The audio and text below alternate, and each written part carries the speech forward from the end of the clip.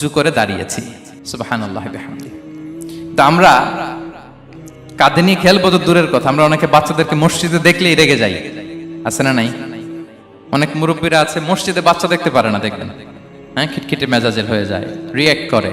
আলহামদুলিল্লাহ গত অনেক বছর ধরে বাংলাদেশে এটা নিয়ে আমরা কন্টিনিউয়াসলি বলেছি যে না, শিশুদেরকে আপনারা মসজিদে আসলে ধমক দিবেন না, ভুল করলে, আওয়াজ করলে, চিৎকার করলে তাদেরকে বকা দেওয়া যাবে? বলেন, আজকে যদিও বকা খেয়ে মসজিদ থেকে ফিরে যায়, আর কোনোদিন মসজিদের দিকে পা বাড়াবে?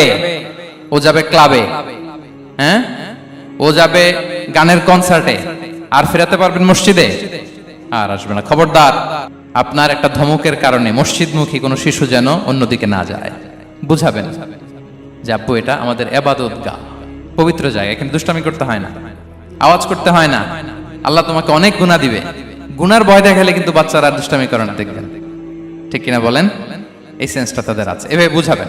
মুসনাদে আহমদ একটা হাদিস এসেছে, বিষ্ণু ইসলাম ওনার চাচাতো ভাইদেরকে নিয়ে দৌড় প্রতিযোগিতা করাতেন, লাইন ধরে দাঁড় করাতেন, আর বলতেন মান সাবাকা ইলাইয়া ফালাহু কাদা ওয়া কাদা, সবাই দাঁড়াও, দেখি কে কার আগে আমাকে দৌড়ে ধরতে পারে, যে ধরতে পারবে তাকে পুরস্কার দেব। আল্লাহু আকবার।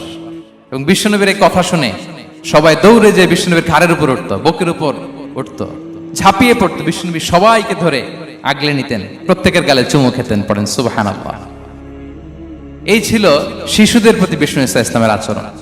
তো আমরা এরকম আচরণ করি কিনা? আমাদের আচরণটা আমাদের বাচ্চা, আমাদের আত্মীয় স্বজনের ছোট ছেলে মেয়ে, আমরা কোথাও শিশুদেরকে যদি দেখি, আমরা তাদের সাথে কিভাবে আচরণ করি একটু মিলিয়ে নিন।